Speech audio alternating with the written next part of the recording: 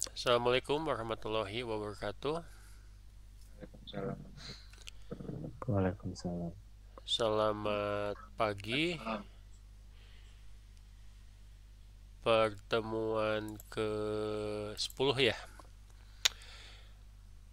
Baik, Ya, kita akan lanjutkan bahan bahasan kita mengenai collaborative environment seperti yang sudah kita pelajari minggu lalu ya. Secara umum Anda belajar framework tacit, lalu lebih spesifik lagi Anda bisa melihat bahwa yang namanya kolaborasi dalam rekayasa interaksi ini terbagi menjadi tiga. Ya, ada kolaborasi yang bersifat fisik, ruang fisik, kolaborasi yang bersifat digital, jadi full digital seperti yang saat ini kita lakukan.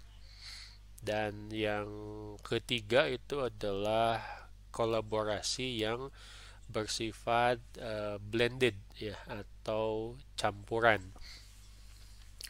Artinya ada aktivitas apa itu dalam ruang yang sama sekaligus juga dukungan digital. Nah, mungkin sekarang kita akan melihat aspek yang lebih praktisnya, yaitu pemanfaatan teknologi yang saya yakin juga sudah saya pelajari bukunya bolak-balik ya. Wajar sekarang sudah umum kita gunakan ternyata, khususnya pada saat pandemik sekarang ya. Kalau case-nya dari apa kuliah, ya apa yang kita lakukan sekarang ini bagian dari kolaborasi ya, e-learning. Bagaimana nanti misalkan Anda akan membuat tugas ya, diskusi dengan dosen, lalu kerjasama dengan teman-teman sekelas atau mungkin satu angkatan, itu adalah bagian dari kolaborasi yang saat ini juga banyak memanfaatkan teknologi informasi. Baik, kita lihat ke materi kuliah dulu.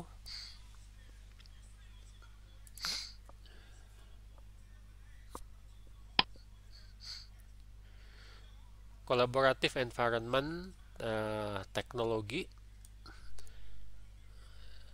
Dulu kalau tidak salah pernah di praktikum itu memanfaatkan, contohnya di sini ya, bukan promosi, yaitu Microsoft SharePoint. Jadi ini SharePoint sudah dikembangkan sekarang. Salah satu dukungannya itu adalah untuk mobile apps ya. Jadi ini menjembatani apa itu kerjasama orang-orang dalam satu lingkup bisnis, bertukar file misalkan ya, komunikasi, terus kerjasama dalam satu lingkup, termasuk juga bagaimana mereka bertukar file mengacu kepada aplikasi-aplikasi produknya keluaran dari Microsoft. Ini adalah contoh umum yang pertama kali diperlihatkan dalam salah satu buku ya, karena memang salah satu aplikasi yang banyak digunakan bahkan sebelum masa pandemik ya. Kalau pandemik kan sekarang kita melihatnya boomingnya itu Zoom seperti yang kita gunakan saat ini ya. Nah, kalau lihat dari bagannya, jadi ini juga bisa berkaitan dengan berbagai macam aplikasi seperti sudah saya sebutkan tadi, produk dari Microsoft ya. Misalkan bahwa karyawan itu bisa menggunakan aplikasi Office atau aplikasi Microsoft yang lain buat filenya. Bukan hanya filenya bisa didistribusikan, bisa diakses oleh teman-teman sekerjanya yang tentu saja juga mempunyai ya dalam tanda kutip akses khusus, tetapi juga bisa kerjasama, misalkan mengedit atau membentuk sebuah file secara bersama. Ini lalu juga ada fungsi untuk kalender, dukungan untuk mobile apps ya. Tadi saya sudah sebutkan untuk kolaborasi, terus ada integrasi antar aplikasi yang mungkin berbeda. Nah, ini bisa dijalankan dalam lingkup intranet ya, bukan internet ya, tapi intranet. Beberapa entitas bisnis itu memanfaatkan intranet jika memang lingkup pekerjaan, termasuk juga lingkup fisik kantornya, itu sangat luas, sangat banyak cabang dan tersebar, mungkin bukan hanya di satu negara ya, tapi di beberapa negara. Nah, tetapi kita melihat bahwa namanya juga manusia, aspek sosial itu ternyata penting. Betul, saya seneng ngajar di rumah ya, bisa pakai baju santai ya, ngajar jam 8.20 misalkan, sudah subuh tidur bangun jam 8.15 itu masih bisa ngajar ya. Anda bisa bayangkan kalau saya harus ngajar di Unpas jam 8, jam 7.45 atau 7.50 saya baru bangun, wah itu kiamat ya, butuh waktu ya, mandi, makan dan seterusnya. Tetapi meskipun menyenangkan ya, ya untuk saya pribadi ngajar di rumah, tetap ada yang namanya keinginan, kerinduan gitu loh. Bisa ke kampus lagi, bisa bersama-sama dosen yang lain, diskusi, ngobrol, ketemu dengan mahasiswa. Ya kenapa ya, itu adalah hal yang wajar. Pemerintah sudah melarang misalkan mudik lebaran tahun ini untuk mencegah penyebaran COVID-19 yang semakin ajaib ya, karena ada mutasi segala rupa, supaya nasib negara kita tidak seperti India misalkan. Tetapi dorongan untuk mudik itu sangat besar karena memang begitu, yang namanya aspek sosial, pengennya tuh ngumpul aja, baik dengan saudara, baik dengan mungkin sesama manusia ya. Kan kalau lebaran-lebaran tahun lalu ya, kalau kita perhatikan ya, saya sih cuma memperhatikannya di berita ya, tiap hari lebaran tuh banyak yang ingin ke kebun binatang. Betul? Iya, berdesak-desakan di kebun binatang. Sudah tidak jelas apakah orang yang nonton monyet atau monyet yang nonton orang.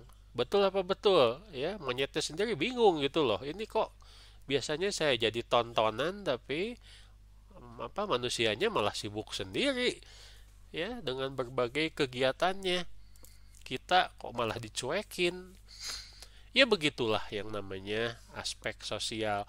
Jadi kembali lagi ke SharePoint, ada beberapa hal yang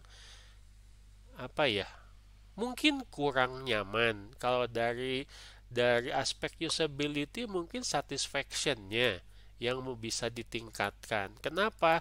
Saya butuh interaksi seperti kita ketemu langsung loh. SharePoint itu cuma 2 dimensi. Ya, pada saat dilaksanakan juga mungkin ini adalah bagian dari blended interaction. Kadang-kadang pakai SharePoint misalkan ya, kadang-kadang juga perlu rapat temu muka. Tapi apakah misalkan itu bisa dilaksanakan? Ya tergantung dari situasi dan kondisi. Baik, nah ini memang faktor yang tidak bisa ditawar-tawar, komunikasi ya.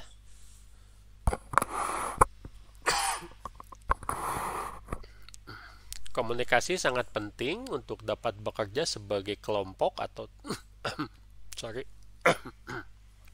teamwork ya. Contohnya dari sistem kolaboratif environment ini biasanya adalah konferensi video seperti yang sedang kita lakukan ya. Lalu ada mungkin audio, ada beberapa yang wajahnya tidak kelihatan nih, berarti pakai audio itu adalah hal yang wajar juga. Lalu chat ya, kita sebutnya sebagai ngobrol ya, ngechat gitu loh, bukan ngechat ini ya, ngechat dalam bahasa bahasa Indonesia ya. Dimana misalkan contohnya saja untuk e-learning sudah menyediakan chat system ya. WhatsApp itu sebetulnya adalah chat system, Twitter itu sebetulnya adalah chat system, di mana penitik beratannya adalah pada aspek tekstual, bisa bertukar pesan ya, real time saat kita menulis pesan saja kan. Kalau Anda perhatikan di WhatsApp itu ketahuan siapa yang sedang ngetik, betul ya. Jadi kita tinggal menunggu eh, apa jalur komunikasi menyampaikan. Jadi kalau ada yang kurang real time itu bukan salah aplikasinya, bukan salah sistemnya ya, tapi mungkin masalah dengan komunikasi data. Ini bagaimana cara yang paling simpel dalam kolaborasi. Ya, Anda ngobrol dengan misalkan teman Anda menggunakan WhatsApp, mengerjakan tugas kelompok, ya Anda menggunakan chat system. Itu bagian dari lingkungan kolaborasi. Lingkungan bagaimana Anda membangun sebuah teamwork.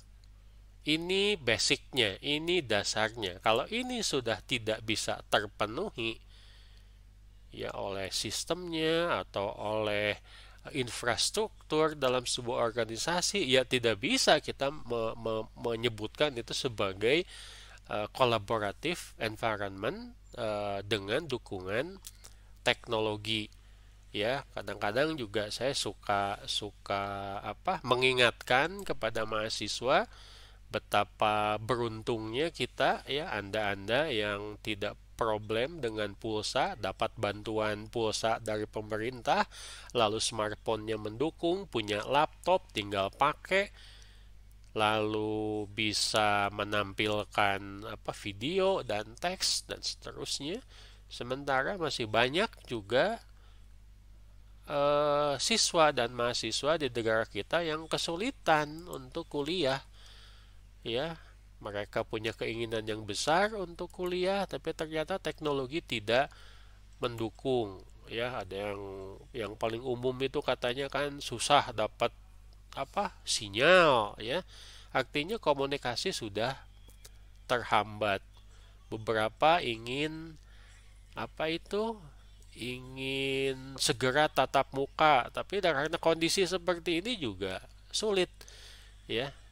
Saya kemarin baca katanya ada yang melakukan survei di Universitas Indonesia ya, ternyata mayoritas itu lebih suka online karena ketidakpastian ya. Mereka itu termasuk orang-orang terdidik, jadi paham ya, tidak termakan oleh segala rupa hoax ya. Baik, itu komunikasi adalah aspek dasarnya, ya ini gambarnya. Ya, kalau tidak suka gambar ini nanti silakan Anda capture sendirilah yang ada wajah Anda ya pakai zoom gampang itu mah. Ya ini mah cuma contoh bagaimana Anda bisa berinteraksi dengan teman-teman, dengan dosen memanfaatkan Zoom. Cuma memang kalau kita melihat yang namanya aspek manusia juga satu tidak puas. Ya, saya juga kadang-kadang melihat misalkan mahasiswa saya sedang ngajar terus mahasiswanya ketawa-ketawa saya juga bingung ngetawain siapa ya. Langsung julah lah jangan suhudon ya itu bukan ngetawain dosennya mungkin dia dengerin sambil nonton YouTube ada yang lucu saya nggak ngerti ya. Cuman kan hal seperti ini bisa dihindari kalau tatap muka. Kadang-kadang juga masalah tadi lagi ya komunikasi data. Apa yang disampaikan oleh dosen itu tidak bisa nyampe dengan baik karena putus-putus. Hal-hal seperti ini juga dialami di bidang bisnis. Bagaimana seorang atasan kesulitan menyampaikan berkomunikasi dengan bawahannya, bukan karena tidak mau, bukan karena hubungannya bermasalah, bukan ya, tapi karena memang problem di komunikasi yang didukung oleh teknologi informasi. Ya, kalau kita lihat, wah sekarang orang sudah tidak tidak tidak asing dengan kata Zoom, dengan kata Zoom meeting. Ya, kalau dulu kan dikit-dikit googling, dikit-dikit googling. Wah, kalau sekarang dikit-dikit Zoom. Supaya apa? Salah satunya adalah lebih nyaman dalam berkomunikasi. Baik, selanjutnya tujuan dari komunikasi dalam collaborative environment itu adalah berbagi ruang kerja. Ya, mungkin sekarang tidak terlalu populer ya, lebih populer medsos, tapi di layanan intranet dalam sebuah bisnis biasanya ada yang namanya papan buletin atau bulletin board. Lalu ada media diskusi, ada grup berita atau news group atau mungkin yang suka disampaikan berkala itu adalah newsletter. Lalu juga ada folder publik. Rapat nih, hasil rapatnya disimpan di sebuah folder di server. Ya, silakan yang butuh hasil rapat kemarin bisa download sendiri. Itu folder publik.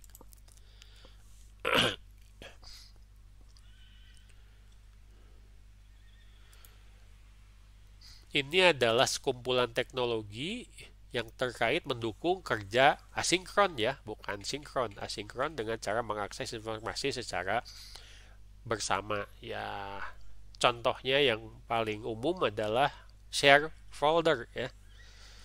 Saya pikir juga Anda sudah umum lihat yang seperti ini. Ya, Anda salah satu contoh paling populer adalah bagaimana Anda berbagi file memanfaatkan cloud computing. Misalkan aplikasinya di sini adalah Google Drive. Kalau dulu kan MySpace ya, tapi ternyata MySpace itu tewas ya. Tidak bisa bertahan, kalah misalkan oleh Google Drive. Ini adalah salah satu cara bagaimana aplikasi mendukung pekerjaan atau hasil pekerjaan dengan mengacu kepada hanya orang-orang tertentu saja yang bisa di-share. Biasanya kalau saya mau share di Google itu pasti defaultnya adalah yang memiliki passmail. Jadi pada saat saya setting mau di luar passmail untuk umum, dia minta kepastian dulu. Ada notifikasi, ada message. Ya. Kenapa? Karena namanya juga berbagi ya. Berbagi itu harus kepada orang yang tepat, kepada orang yang memang dituju. Aspek keamanan harus diperhatikan dan ini adalah bagian dari interaksi. Yakin Anda mau membagikan kepada filenya kepada yang punya email secara umum atau hanya kepada lingkungan sendiri saja. Nah, kenapa bisnis itu menggunakan intranet bukan internet? Ini salah satu alasannya. Bagaimana mereka mencoba melindungi informasi bisnis yang sangat berharga hanya dalam lingkungannya saja. Ya, saya tidak tahu ya, mungkin Anda nanti lulus kuliah terus bekerja, ternyata di tempat Anda bekerja itu ada pembatasan menggunakan internet.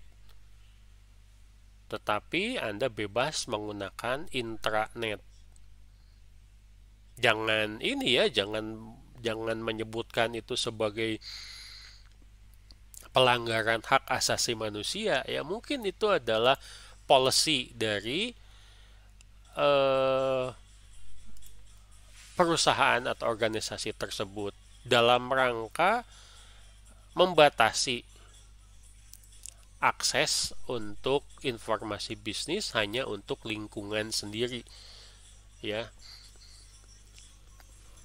Bahkan sepengetahuan saya sudah cukup banyak perusahaan-perusahaan yang melarang menggunakan media sosial selama bekerja, ya, selama jam kerja.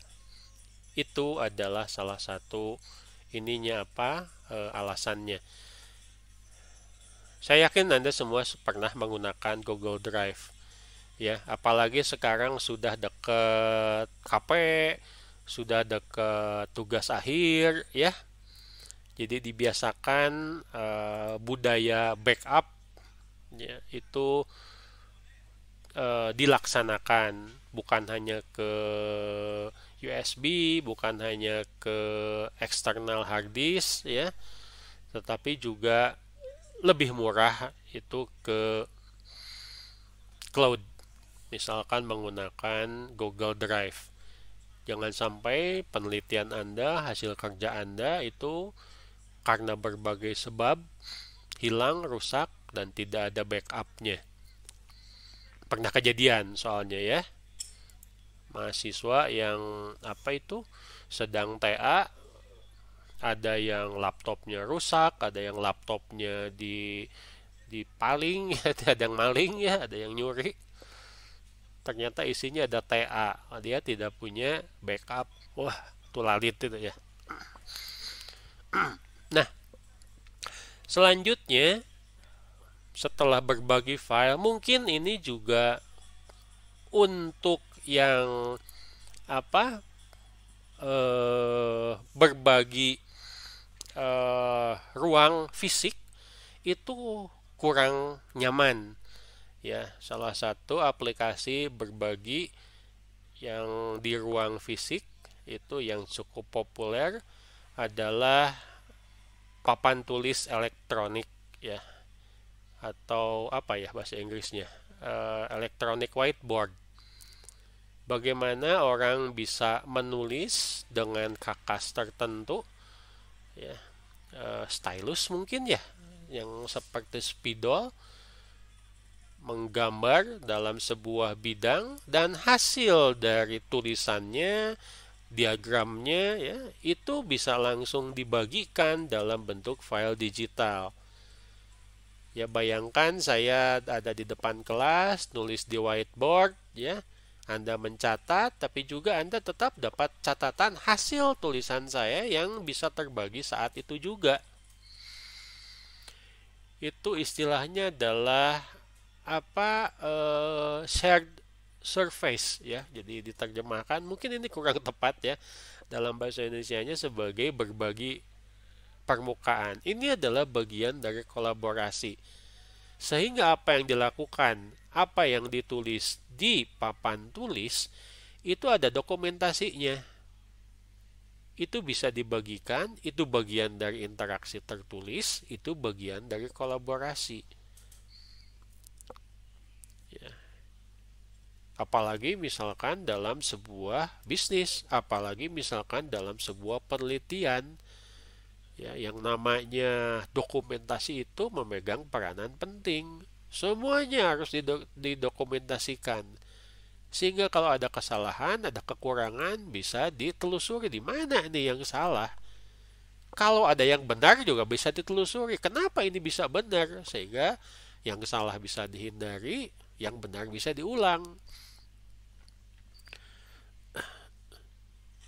Sayang di Unpas belum ada contohnya ya ini media elektronik. Bagaimana misalkan dosen, ya cuman masalahnya kalau dosennya tulisannya seperti tulisan resep dokter juga rada-rada percuma ya. Mahasiswa dibandingkan dapat informasi yang bagus malah tambah pusing ya. Bukan pusing sama materi ajarnya, pusing sama baca tulisannya ya. Kalau seperti yang ada di gambar ini kan tulisannya bagus ya, berwarna ya. Jadi sangat bermanfaat untuk dibagikan. Nah, banyak sekali yang masuk kategori electronic meeting system atau sistem pertemuan elektronik. Ini adalah teknologi yang dirancang untuk mendukung pertemuan kelompok ya, dengan alat untuk meningkatkan proses kelompok dengan meningkatkan komunikasi, pertukaran pemikiran individu mungkin maksudnya di sini ya, dan tentu saja pengambilan keputusan. Salah satu contohnya, salah dua mungkin di sini ya, adalah group support system, lalu ada juga group decision support system yang mencakup fasilitas yang cukup kompleks untuk membantu sekumpulan orang dalam pengambilan keputusan. Ya, ya misalkan kalau di level manajemen mah level middle sampai dengan top ya untuk decision support system. Tetapi di sini ada depannya, ada grup, ada kelompok manajer misalkan yang bekerja sama berkolaborasi menggunakan sistem pertemuan elektronik untuk menghasilkan sebuah keputusan yang akan bermanfaat untuk bisnis perusahaan.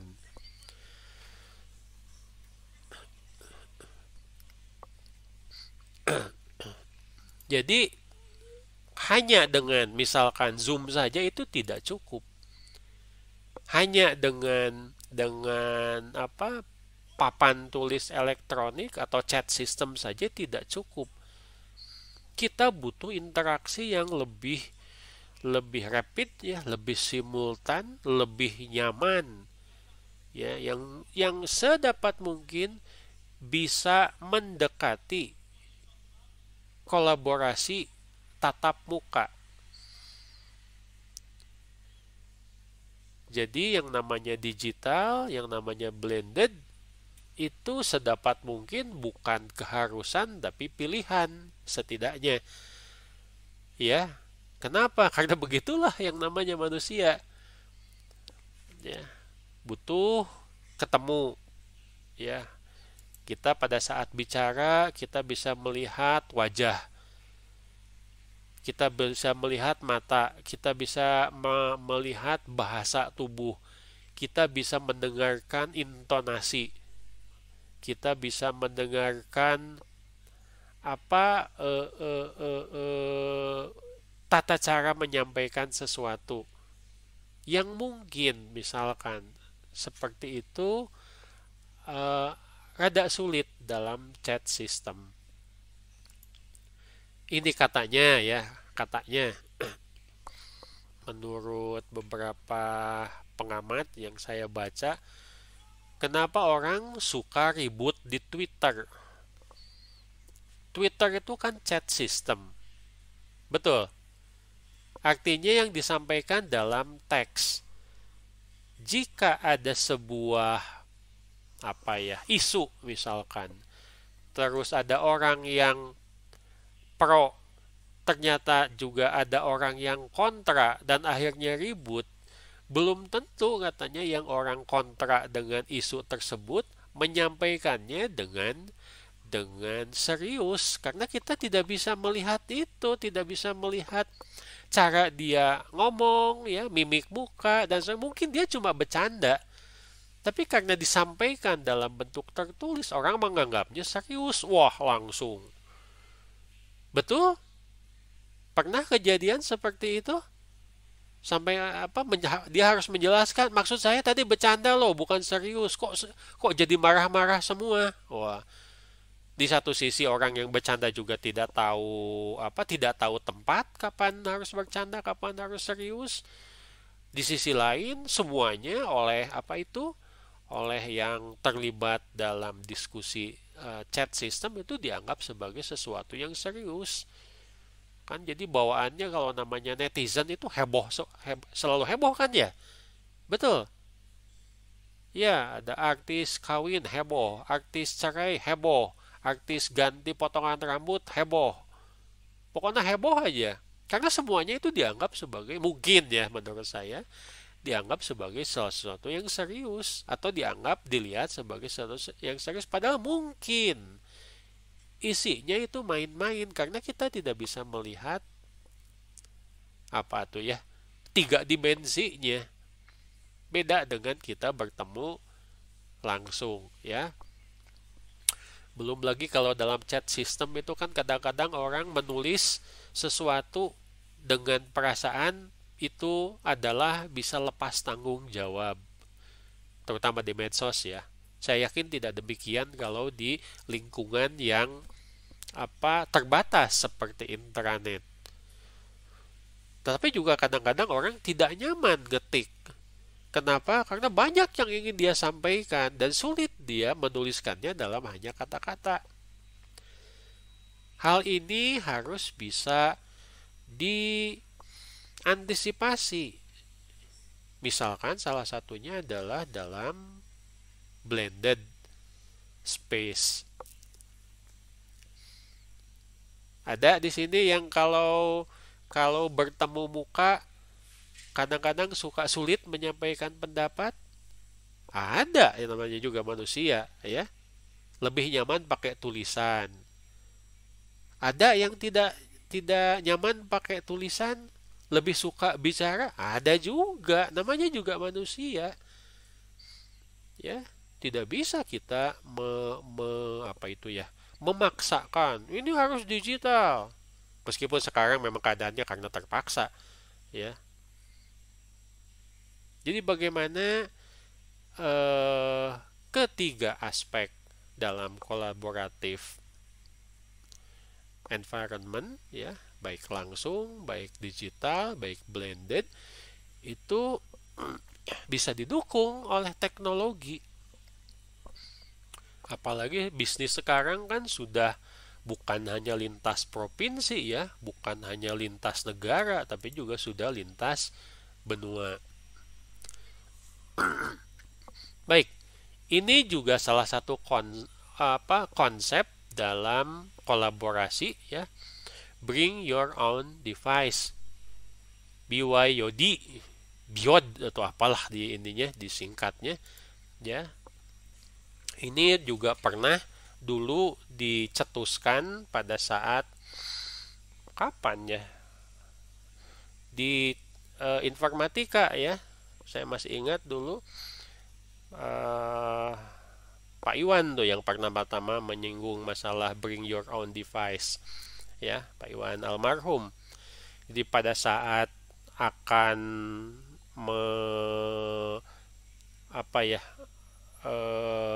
mengganti komputer-komputer yang ada di Labcom, itu salah satu ide yang keluar adalah kenapa komputer harus diganti semuanya?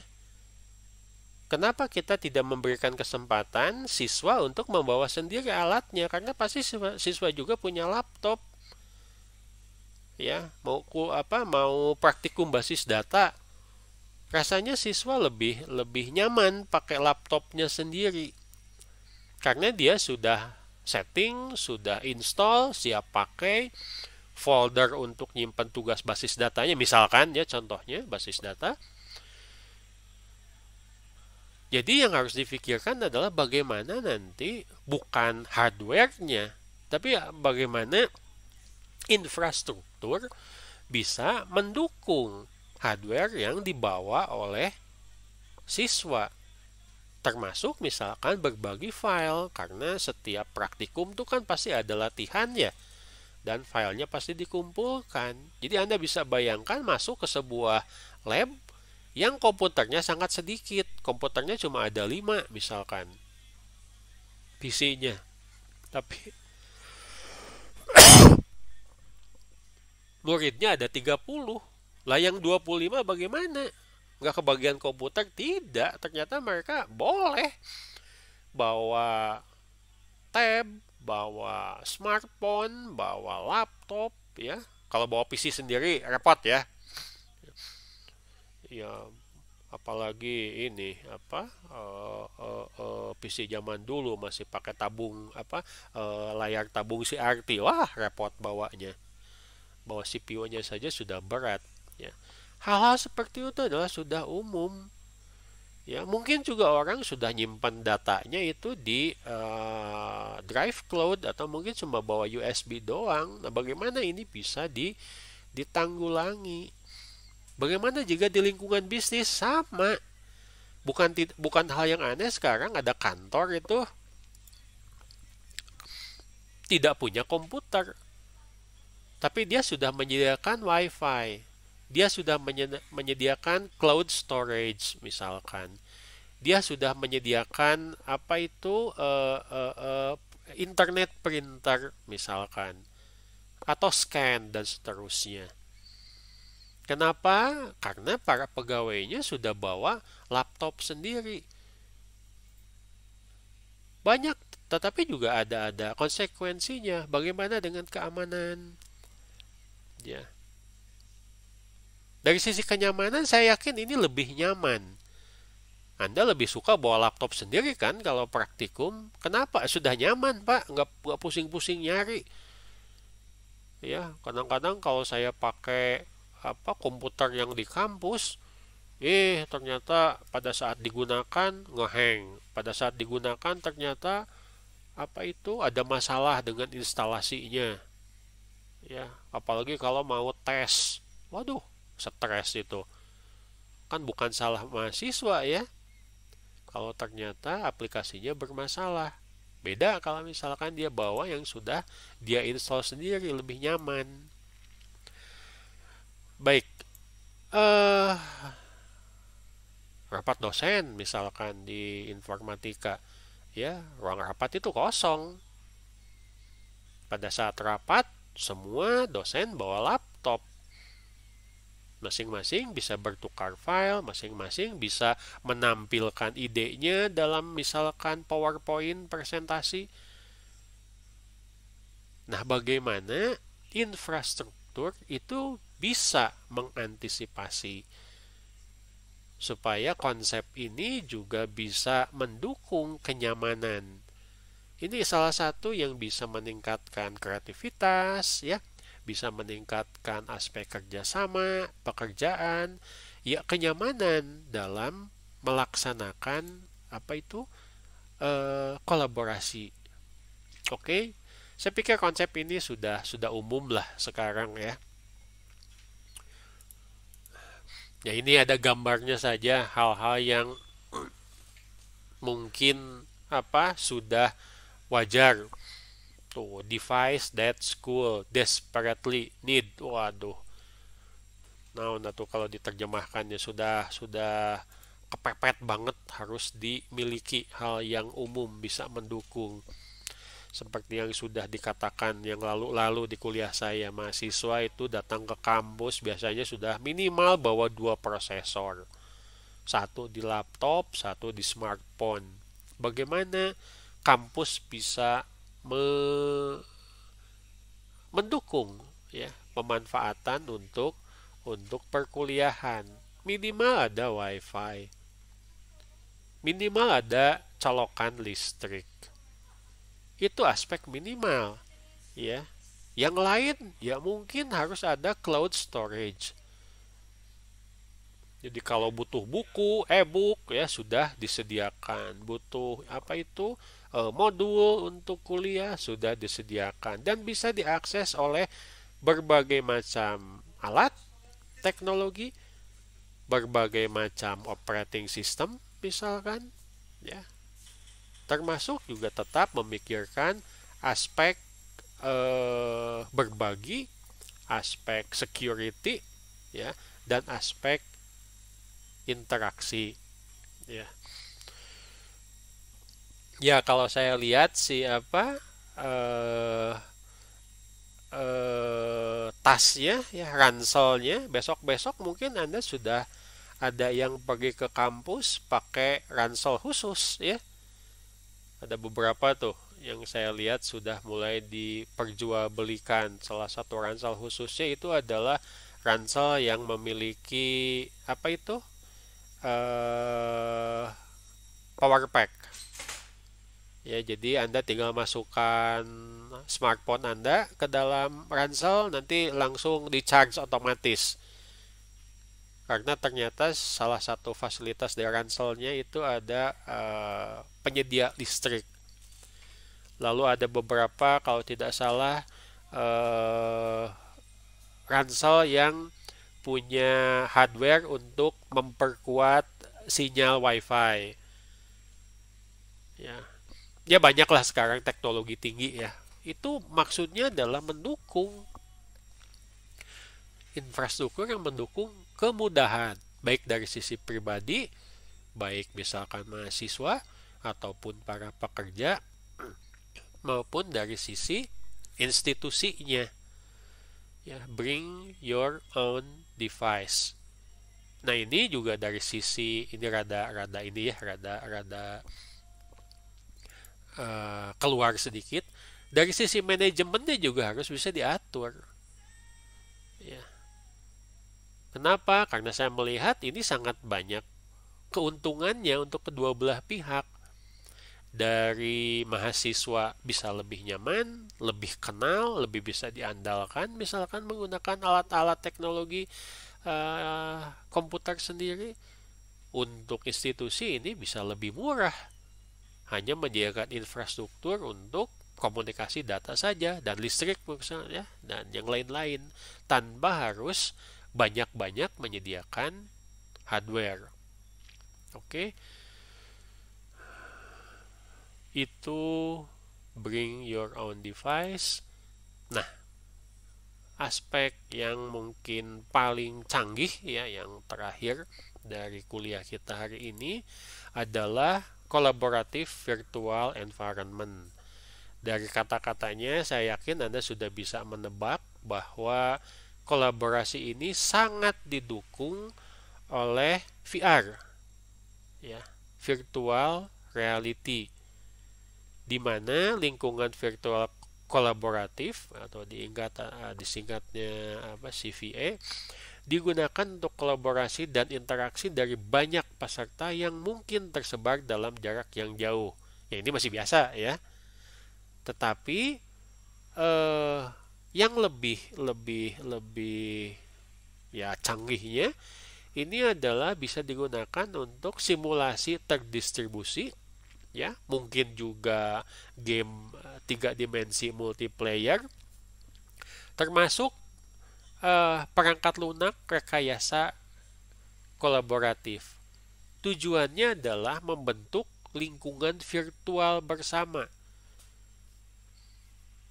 Jadi kalau biasanya VR itu sendirian ya, di mana satu pemain atau satu pengguna itu masuk ke lingkungan virtual ya, masuk ke dalam lingkungan program komputer. Nah, sekarang masuknya bersama-sama untuk berkolaborasi, untuk berkomunikasi. Alatnya apa? Alatnya sama, menggunakan alat-alat yang umum digunakan dalam virtual reality. Tetapi bisa istilah saya memvirtualkan kondisi seakan-akan mereka itu berhadap hadapan.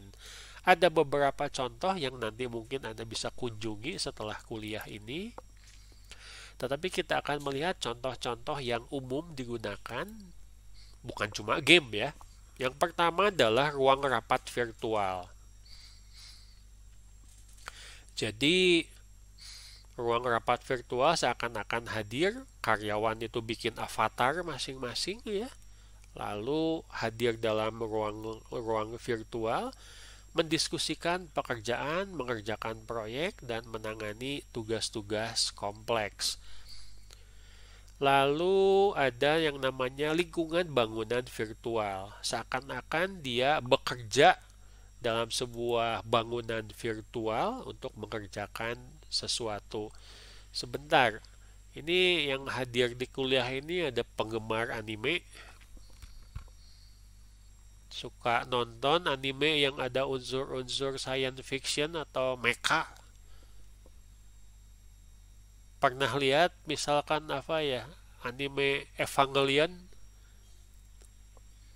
Ya, salah satu adegannya itu adalah mereka rapat virtual. Ada satu orang diam di sebuah ruangan ya, lalu dia menggunakan alat untuk virtual reality, lalu teman untuk rapatnya itu hadir dalam bentuk 3 dimensi. Nah, ini yang akan membentuk kenyamanan. Seakan-akan mereka berhadap-hadapan, seakan-akan mereka bertemu muka, padahal itu jaraknya berjauhan.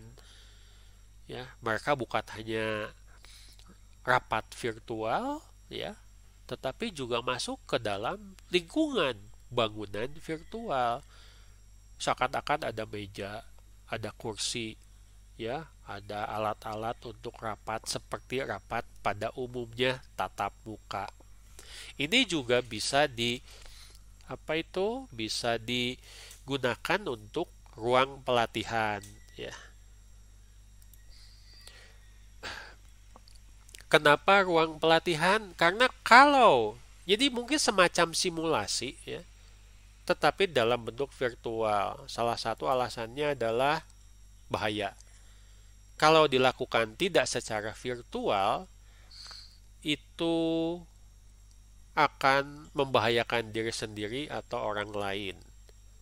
Contoh misalkan, ya, kalau seorang dokter akan melakukan dokter bedah akan melakukan praktek bedah. Masa dia akan membedah pasien ya, padahal dokter aja belum buat latihan ya. Biasanya yang sekarang umum itu menggunakan mayat. Pertanyaan selanjutnya adalah ternyata ngurus mayat juga bukan hal yang aneh. Berarti harus tersedia mayat, butuh biaya gede. Ya, dan mayat itu bisa busuk dan seterusnya. Ya, jadi saya yakin bahwa ke depannya untuk latihan awal untuk seorang dokter bedah itu bisa menggunakan ruang pelatihan virtual. Dia menggunakan teknologi virtual reality seakan-akan dia berhadapan dengan seorang pasien yang akan dilakukan misalkan operasi tertentu. Baru setelah ruang virtualnya lulus, dia bisa menjalaninya dengan baik, naik ke level selanjutnya. Pakai mayat misalkan ya. Sehingga mayat yang dibutuhkan ya mungkin lebih sedikit karena dokter yang mau latihannya juga sudah lebih terlatih. Nah, kurang lebih seperti itu contoh kasusnya. Ini sebetulnya bukan berbahaya ya. Ya, bukan berbahaya untuk dosennya. Tapi mungkin di tempat-tempat lain kalau tidak salah juga saya pernah melihat ruang pelatihan di ruangan yang atau di tempat yang mempunyai radioaktif di reaktor nuklir. Untuk latihan seperti itu butuh ruang pelatihan virtual dulu. Bahaya ya kalau radioaktifnya dibocorkan untuk latihan. Nanti bisa kejadiannya seperti di Fukushima ya, di Jepang dulu tuh. Lalu lingkungan penjualan ya. Ini untuk khusus untuk sales ya. Bagaimana seorang marketing itu bisa. Anda pernah ketemu dengan marketing yang maksa Anda untuk membeli sebuah produk di tempat umum ya?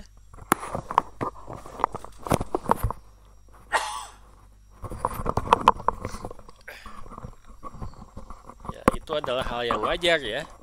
Saya datang ke sebuah mall ya, lalu ada orang nggak datengin, Pak mau beli mobil, waduh langsung mau beli mobil. Disangkanya saya itu tiap hari ganti mobil, sampai dengan menawarkan misalkan test drive dan seterusnya.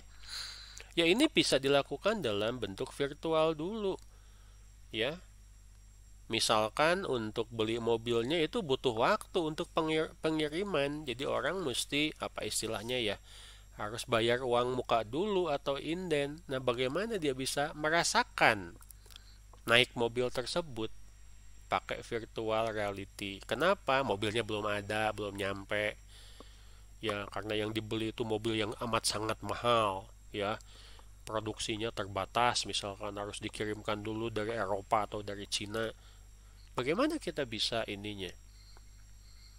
Gunakan yang namanya lingkungan penjualan virtual. Bagaimana produk itu diperkenalkan kepada customer dalam bentuk virtual terlebih dahulu.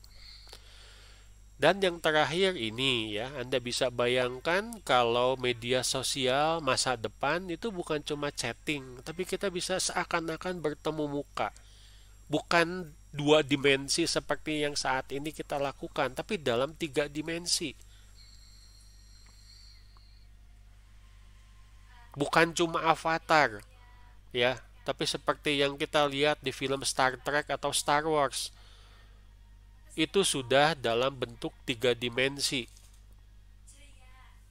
Orang bisa lihat dari ujung kaki sampai ujung kepala, dari depan, belakang, kiri, kanan, atas, bawah, ya, dengan memanfaatkan yang namanya virtual reality. Ya, kalau Anda lihat film-film Hollywood itu untuk actionnya itu ternyata sudah bukan dilakukan oleh manusia, tapi oleh computer graphic imagery ya. Jadi si tokohnya atau si aktornya itu di-scan sebadan-badan sehingga punya punya model tiga dimensinya dan bisa digerakkan apapun. Jadi seakan-akan semuanya bisa jadi superhero. Nggak mati-mati. Mau dibanting, mau suruh loncat, mau suruh guling-guling ya, no problem sekarang. Karena semuanya bisa diwakili. Nggak perlu itu yang namanya stuntman. Karena semuanya bisa diwakili. Nah, bagaimana ini bisa dikembangkan, digabungkan dengan ruang sosial? Orang sebelum ketemu bercakap-cakap dalam ruang virtual itu di-scan dulu. Yang satu ada di Bandung, yang satu ada di Surabaya, tapi seakan-akan bertemu dalam sebuah ruang. Ini mungkin sepertinya science fiction, tapi sudah sampai ke sana teknologinya.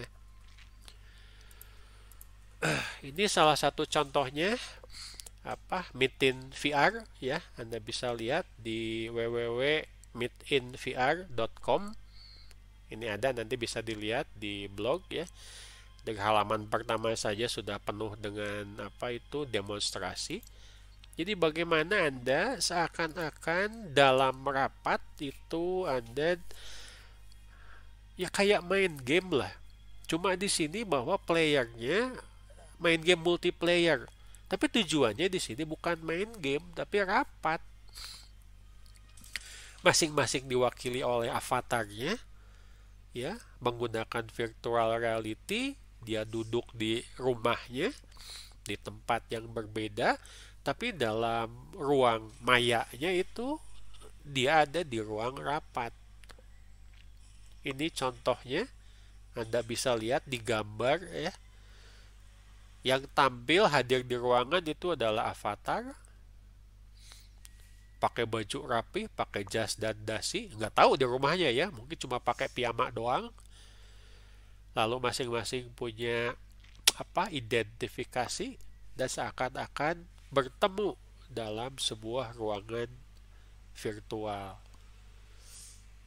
Meet in VR ini aplikasi kolaborasi yang sepertinya ditujukan untuk meeting atau rapat, pengambilan atau penentuan keputusan.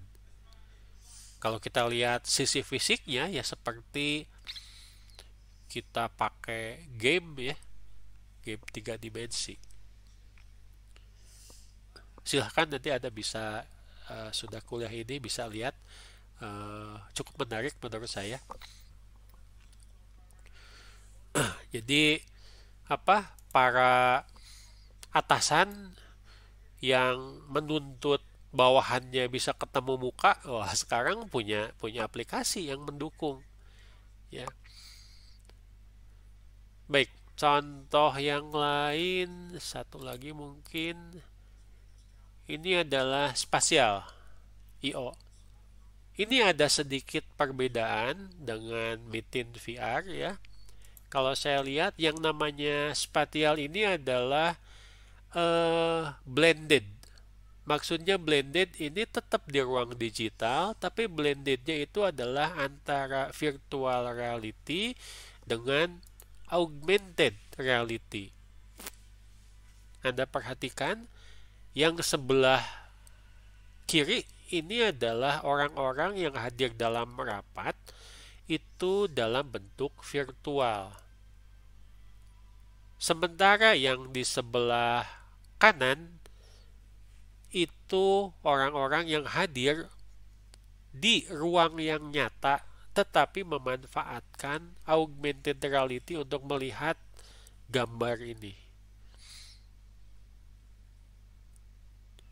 Nah, yang di tengah ini untuk melayani pengguna aplikasi yang hanya bisa memanfaatkan video seperti kita sekarang. Jadi di sini ya sudah termasuk blended teknologi video biasa, iya virtual reality, iya augmented reality juga iya. Jadi kalau melihat ini mungkin tujuannya adalah untuk memenuhi semua kebutuhan dari interaksi yang mungkin dalam beberapa hal itu dibatasi oleh kemampuan atau jaringan dari teknologi. Ini Anda bisa lihat di spatial.io. Ya. Ya cukup berkunjung saja, dua website tersebut menyediakan video YouTube-nya ya, bisa Anda bandingkan. Nah, Anda bisa lihat di sini bahwa bagaimana orang itu mencoba mengkombinasikan dari 3 ruang dalam tacit framework yang kita pelajari minggu lalu untuk membuat collaborative environment ini menjadi lebih nyaman. Ya. Oke. Itu yang slide terakhir. Jadi kesimpulannya adalah collaborative environment atau computer support for collaborative work ya, berfokus pada aspek sosial. Ingat, aspek sosial. Bagaimana kita merasa seperti berhadap-hadapan, seperti bicara langsung, seperti saling bertukar data langsung. Ini akan sangat mendukung aspek kolaborasi, di mana membutuhkan domain aplikasi yang berbeda. Ya, tadi ada VR, ada berbagi berbagi file, ya, ada augmented reality dan seterusnya. Problem yang terutama itu adalah mengenai wilayah atau teritorial. Ya, lalu ada awareness, kesadaran, lalu ada kontrol, ada interaksi dan transisi. Kita mengenalnya sebagai tacit framework. Nah, jadi kesimpulannya yang terakhir itu adalah blended itu sangat mendukung, tetapi juga desainnya ini cukup sulit. Kenapa? Kalau Anda lihat itu salah satu ya misalkan ya penelitian di bidang pendidikan misalkan ya yang menjadi bagian katakanlah dari sistem informasi atau interaksi manusia komputer, banyak sekarang yang meneliti itu mengenai satu virtual reality, dua augmented reality, tiga blended collaboration. Kenapa? Yaitu trennya. Apalagi sekarang zaman pandemik begini. Ya, bagaimana coba Anda bisa mengantisipasi tugas kelompok? Saya tidak yakin Anda hanya mengandalkan Zoom. Pasti berbagai cara, ya pakai WhatsApp iya, pakai Google Drive iya, pakai Zoom, nggak ada Zoom pakai Google Meet, nggak ada Google Meet ya pakai ini aja WA video lah. Tegenah ngetik hungkul mah langsung ngomong. Nah, ya, hal seperti itu kan adalah sesuatu yang aspek sosial. Betul. Nah, Anda secara langsung ataupun tidak itu harus mendesain bahwa pemanfaatan teknologinya itu harus mendukung penyelesaian dari pekerjaan. Oke,